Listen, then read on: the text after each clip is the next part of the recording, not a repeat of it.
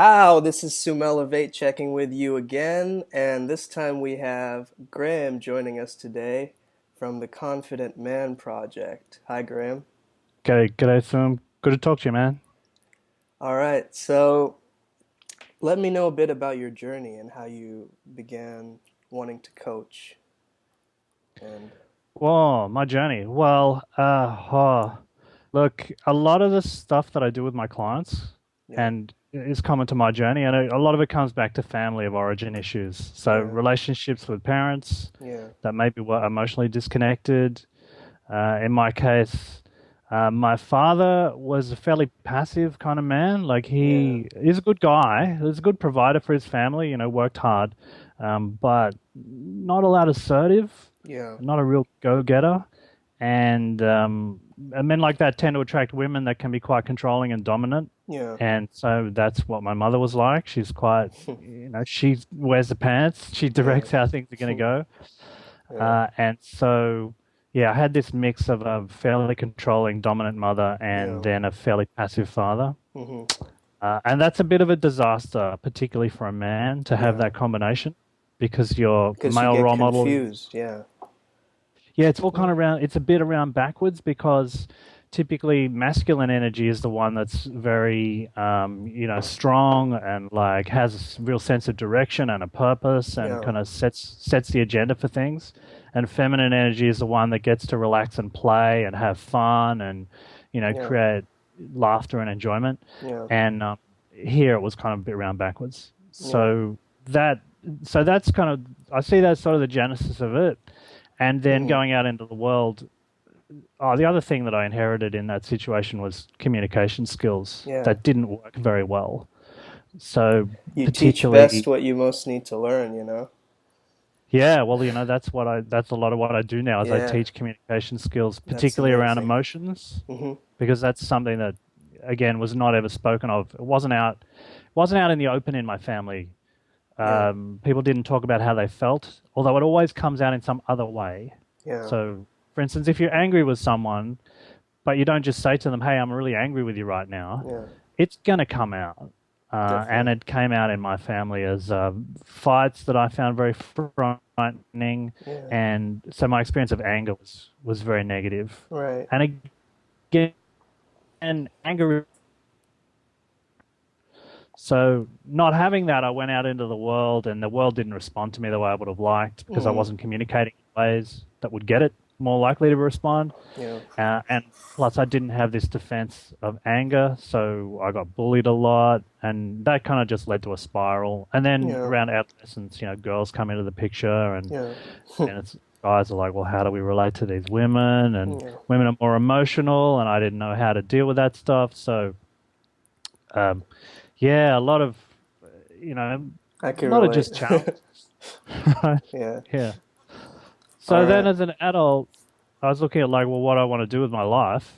Yeah, And my first shot was a career in engineering, which I was highly successful at. yeah. And again, looking at family patterns, my dad was an engineer, his Mm, dad was an engineer. There are famous engineers and scientists in our family right. background. Um, it was kind of the career to have. So you kind of And I, followed in his footsteps from, yeah, or and it's yeah. funny, Sim, because when I look back, I never felt any pressure to do that. Like, Mm, it's not like I had one of these dads that says, you've got to be an engineer or you've got to be a doctor or a right. lawyer, really, I honestly made the choice of my own conscious free will Yeah. as far as I was aware.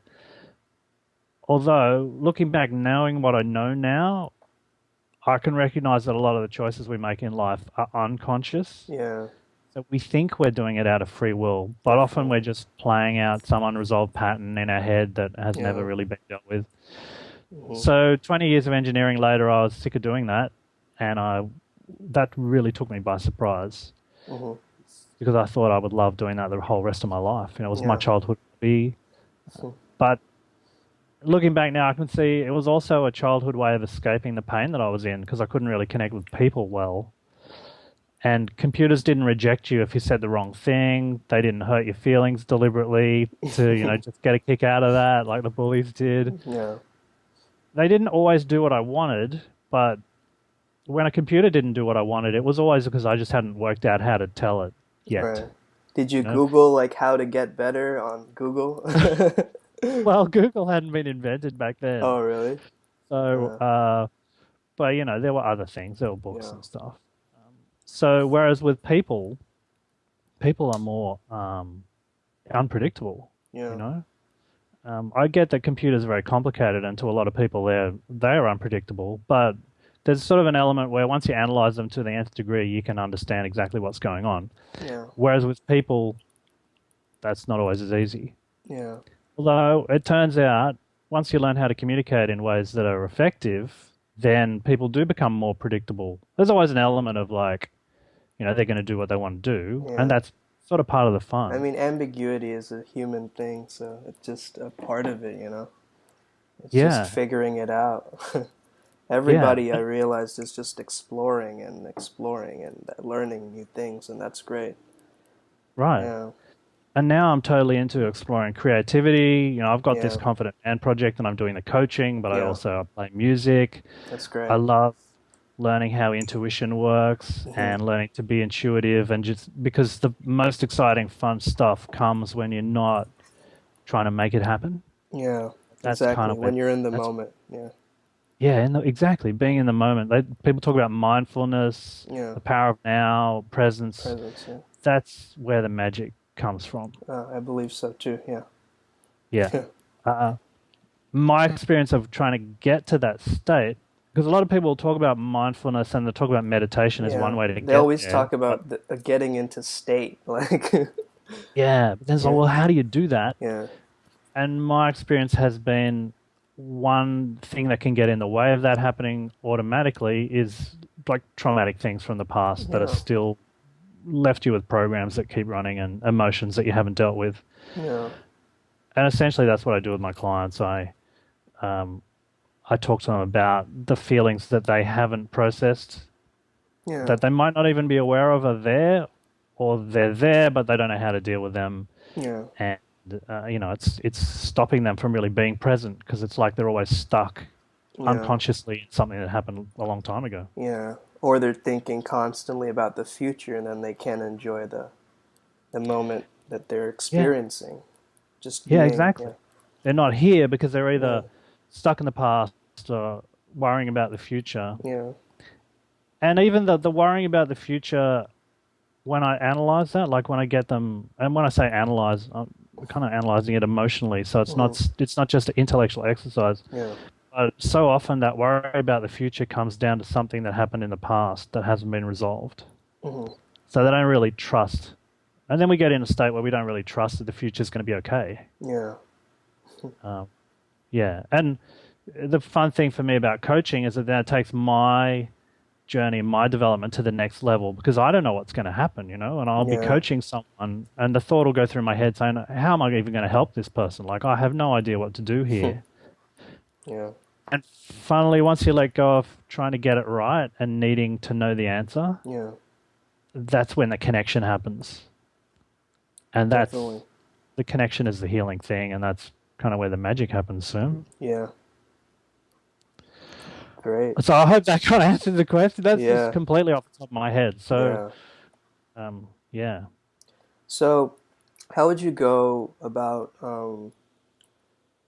coaching someone? Like, what is the steps that you take? Do you take a new approach to every different client? Do you sort of take person insecurities and do you try and like level it out? How do you get someone to be more confident? Yeah, right. Yeah.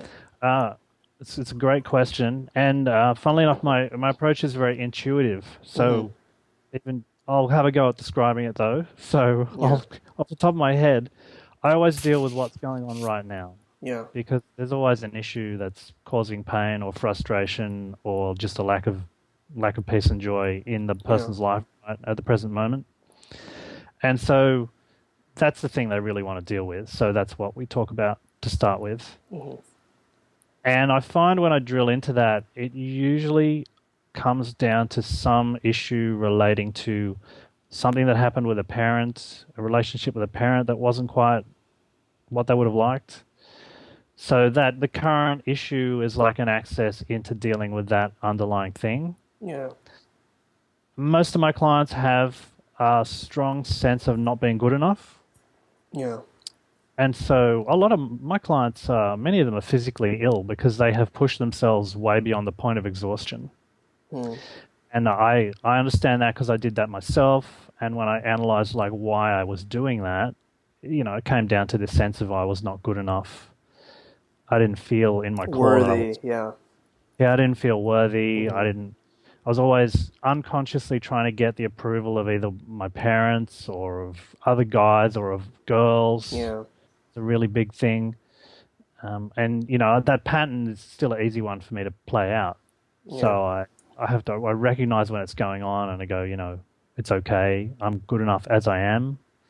The people that like me for who I am, and the people that don't like me get triggered by something that's not my responsibility. It's Yeah. not my problem. Yeah. And it's funny to say that because I got some hate mail this morning from this guy he just hates me for no good reason. He sends me these vitriolic mails. Yeah. It's taken me a while to learn to not hook into that. It's Yeah. just the old bullets from high school thing playing out. He gets joy out of causing pain. Yeah. So now I just learn to hit the delete button and go, there are people like Zoom wanted to talk to me this morning. Yeah. This guy wants to hate on me. And it's like, Yeah. you Two can't ends always of the get that in spectrum. life. Yeah. Yeah, there's always the haters and Yeah. then the people that appreciate you. And in the past, I put more attention on the haters. And now I'm like, no, you just put your attention on the people that appreciate you. Definitely. Hmm. So yeah, I deal with what's currently going on, and usually there's a strong emotional attachment to whatever has happened, either what is happening right now or what's happened in the past. Yeah. It's very rare that I ask the client something like, well, which parent didn't you feel good enough for? If the issue is like self-worth, which often that's kind of what my clients tend to have. Yeah. Generally, they can answer that straight away. They go, oh, my mum, or Hmm. my dad. Hmm. But if they don't know, that doesn't really matter. I still go, well, how does that feel? And I use a lot of what they call somatic concepts. So where in your body do you feel that? Right. Because stuff doesn't just Some play out in people your feel it body. in their throat and then they can't fully project their voice because it's Yeah, blocked in some way. Yeah. yeah, and it's like a physical tension. Yeah. And if you know anything about the chakra system, the Yeah. Indian system, then the Hmm. throat chakra is related to your self-expression. Yep. So I had a Definitely. client yesterday who was very blocked, and when I asked her where she felt it, it was in her chest and in her throat, and Hmm. she had a lot of hurt and anger towards her dad. And I was like, well, my guess intuitively is that the thing in your chest, that tension is about the hurt about your dad, and the thing in your throat is that you've not been able to express that. Hmm. And she felt she couldn't express it because her dad was like, he would never listen. Hmm. And it's really interesting on an energetic perspective because her dad was an engineer, Hmm. right? And engineers stereotypically are very good analytically, but not much good emotionally. And so I've met quite a lot of women actually who've had engineers as fathers, and that's led to them Hmm. having Interesting. problems emotionally down the track Hmm. and problems connecting with men emotionally because Yeah. they had this cold, emotionally cold um, male caregiver. And like a lot of engineers are really caring people. Yeah. Like they put their care into their work and they design things that improve people's lives and they make a tremendous contribution to the planet, but they're not always emotionally there for their kids. Yeah. And so, um, yeah, the interesting thing about this client was she'd been drawn to me and I was an ex-engineer. Hmm. So I'm like now acting as a surrogate emotional dad for Mm. her. Yeah. I'm like the engineer dad that she didn't have. Right. Yeah. And I'm helping her to heal the emotional wounds that she has, and then down the track to teach her how to do that herself, Hmm. so that she becomes her own Yeah. idealized. Ultimately, it has to come from yourself. You can just be the catalyst for that, but you can't really. I mean, the journey for self-help or personal development always has to come from something internal or inside you, I think. Yeah. Yeah, and I feel a shiver go through my body when you say that, Zoom. Yeah. And I've been learning on this journey for myself to listen to what my body's telling me because Yeah. it's all connected. And again, from the engineering past, I lived totally in my head, and my body was just kind of a vehicle so that my head could do what I needed to do. Right. Hmm. And now I'm like, no, I listen to my body. And when you say it's got to come from within, Yeah. my body goes, yeah, that's the absolute truth. Yeah.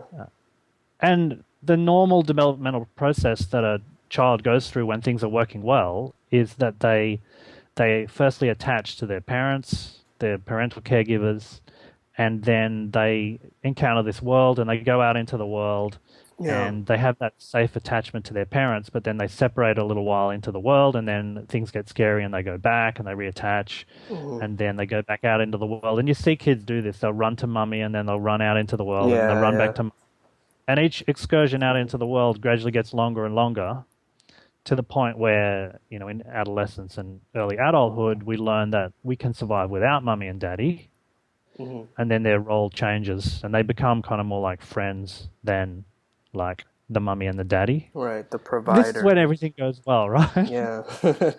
But life tends to get in the way of that. Some Yeah, parents are not able to let their kids attach in the first place. yeah, Other parents are not able to let them go when they become adults. yeah. So what I do is so we end up with holes in our developmental psyche, I guess. And what I do with my clients is I fill in those holes Yeah. so that they can be empowered to then go and do what they need to do. Hmm. That's great. Yeah, it's a pretty wild ride because Pretty there's some wild. pretty intense emotions involved. Yeah. Yeah. So, my next question is how how do you tackle someone who's so fearful or very like they're run by fear Yeah. and really just in their own heads and scared to do something? How do you push through that? Right. Yeah. That's a great question. And yeah, I have a client exactly like that. So what I do with the client who is totally just dominated by fear to the point where it's just overwhelming all the time Yeah, is there's always some pain underneath the fear, yeah, and the fear is trying to get their attention. So it's not so much a matter of pushing through the fear. It's right. kind of an idea that fear has to be pushed through. And I guess there are times when that's true, like when, facing you Yeah, expand your comfort zone by yeah. facing some of your fears. It's more of Uh, accepting it, or well, in cases where it's really overwhelming, yeah, what I do is I get them to tell me what it is they're afraid of. So verbalize exactly what they're afraid of. hmm, And then I get them to take a deep breath and allow themselves to feel what's underneath the fear. right, And I ask them questions like, where in your body do you feel it? Like, do you feel it in your chest? Or, I mean, they can usually identify straight away where in their body it is. yeah, The thing is, their attention's normally in their head because they're trying to think their way through this fear, and that doesn't work because it's a feeling. hmm, So I get them to put their attention on their body and just breathe into it. yeah, Um, Sometimes I'll get them to visualize it if that helps them to connect. Like, what shape is it? What color is it? How big is it? What texture? Is it spongy? Is it soft? Is it yeah, spiky? Even like, what political party does it vote for? So kind of yeah. throw in some fun questions just to You get them. really play on this idea of using metaphor and like Yes. Yeah, because the expression. Yeah. unconscious mind thinks in metaphor and stories and Yeah. visual images. Hmm. And when we were a kid, we naturally had this fantasy world that most of us lived in. We would escape the hard reality of life with daydreams, and Yeah. adults taught us not to do that. And if you read the books on intuition and creativity, they all talk about getting back to that. Yeah. Getting So back to I'm the childlike self of being free and yeah. exactly. So yeah, I get them to identify where in the body and to really put their attention on it, to stop resisting it, because a Yeah. lot of people are trying to avoid this fear because it feels so horrible. And I understand. I've had panic attacks and overwhelming anxiety, and so I have a lot of compassion and empathy for my clients when they're in this state. I'm like, Yeah. wow, that's really tough. And so I get them to allow themselves to feel the feeling and then feel what's underneath it. Yeah. And invariably, there will be some deep sadness underneath it, like a tension that needs to Yeah. be released, that wants to be released. So I'll allow them to just feel it and they'll start to cry. Hmm. And one of the interesting things is most of the clients that I attract have problems crying. And they can usually pin it down to some traumatic event that happened when they were very, very young, where they were taught not to cry or Yeah. they didn't feel safe. And crying is your natural trauma release mechanism. Yeah. So that's how you heal unpleasant events. But we get socialized that you're not meant to cry, particularly for guys. You get taught, Definitely. just Yeah. don't cry. Hmm. And the irony is, if you're allowed to just freely express your tears when you are a child and an adolescent, because adolescence, you have emotions, mood swings all over the place, is Hmm. normal. If you're allowed to just freely express your sadness during that time, it Hmm. does all the biochemical stuff in your brain that's necessary for your brain to transition from adolescence to adulthood, which is Yeah. there's a massive transition in your brain at that stage. Heaps of your neurons die off, like the Yeah. whole thing rewires. It's a big deal. Hmm. And that happens automatically. And then you become an adult where you're not so emotionally volatile. Mm. That's why men stereotypically, when things go well, don't tend to cry a lot because we've processed a lot of that pain. Mm. But if you teach a boy not to cry, and then in adolescence it's not safe, and I went to an all boys high school where you get the Mm. crap bullied out of you if you cried, that's what the Yeah. bullies were looking for. They wanted to hurt you and make you cry Yeah. and then ridicule you for it. Well, then you end up with an adult with a whole bunch of emotional baggage that hasn't been processed. Yeah.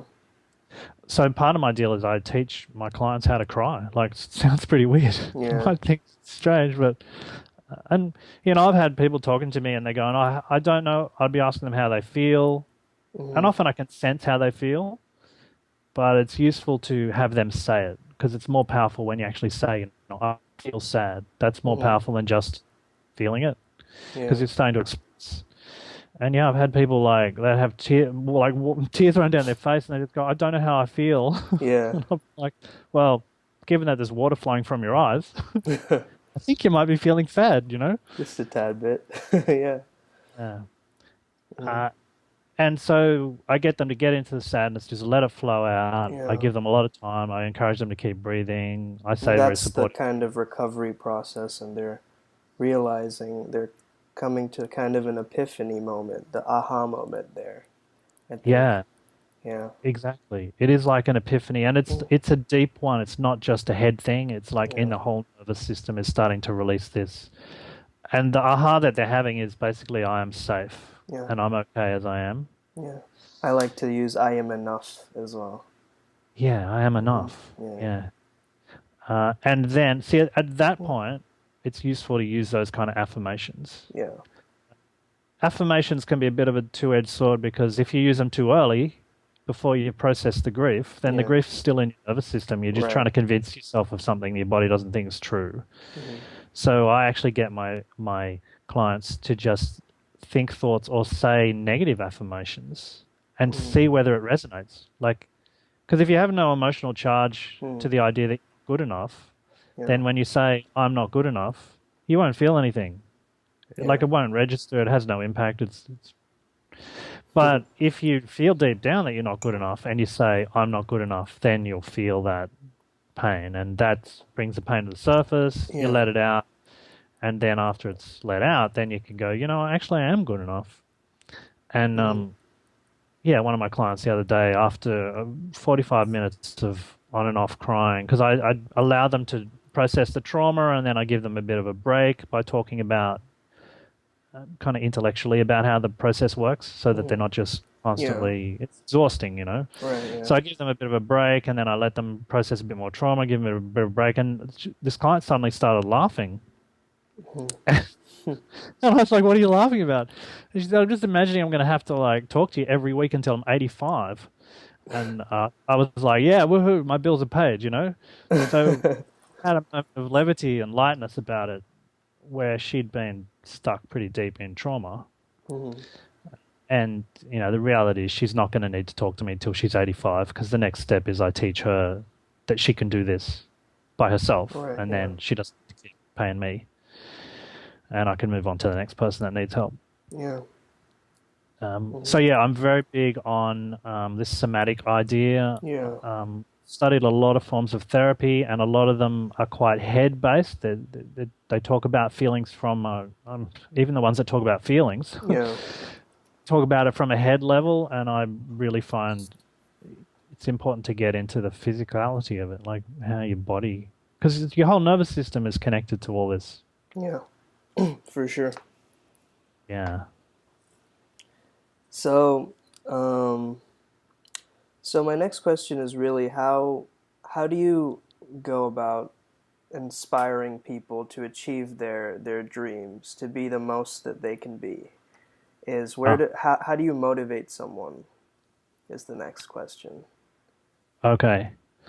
Um, that's a little bit down the track from where I start. Yeah, So the starting place for me, the people that come to me are pretty deeply traumatized. yeah, So firstly, it's a matter of dealing with that trauma. And I think once you've done that, people start coming alive because all this stuff, like they've been directing a lot of emotional and psychic energy, if you like, yeah, kind of psychological energy into trying to keep this trauma packed away because it was so painful. yeah, So all their energy's been focused on that. It doesn't leave them a lot of energy for inspiration, motivation, and other things. yeah, But once you unlock that, like once the trauma is dealt with, then they tend to have all this extra energy that no longer needs to be diverted into keeping themselves feeling safe all the time. yeah, They start to recognize that they are safe. I was watching one of your videos about being silly. That it's okay to be silly. Like it's yeah, okay to play. You know? yeah, So some of that stuff starts arising naturally once they've dealt with the pain that they're in. Because when yeah, you're in pain, you don't really want to play. You know. mhm, Um, so at that point, I might start going, okay, well, what's really important to you? Like, where do you want to be in a year's time?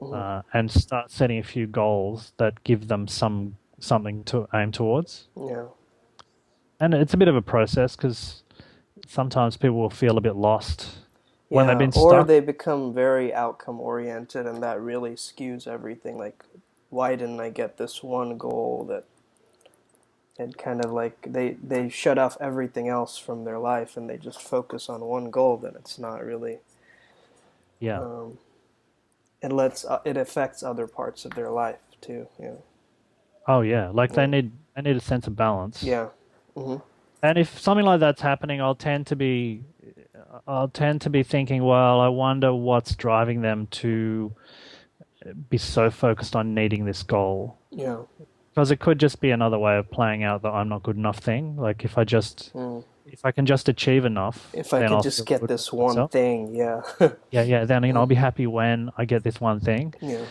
And the reality is um, that when you're working towards a goal, if your obsession is the goal itself rather than the process of getting there, then the goal becomes pretty empty once you reach it. Like you feel hmm, good for a little while, but that feeling only lasts for, a few hours, a couple of days yeah, at the most, and then you're on to the next goal. yeah, And if your goals are big, then you're talking about things that might take months or years to achieve. hmm, So you can't spend months or years feeling just driven but kind of miserable inside hmm, for the payoff that you get from a few hours or a couple of days of achievement. right, yeah, And I believe that all just comes back to like I'm not good enough. hmm, And I notice that now, like playing music, because I'm learning to play music and pursuing the musician thing. yeah, And when I'm in the state of needing to get it right and needing to be perfect, hmm, then the fun goes out of it and it becomes a definitely, chore. yeah, And once I'll be able to play a song to my level of satisfaction, I'll feel good about it for a few minutes and then I'll move on to the next song. But that's not really all that rewarding because I spent days, weeks, it takes a long time to learn to right, play music.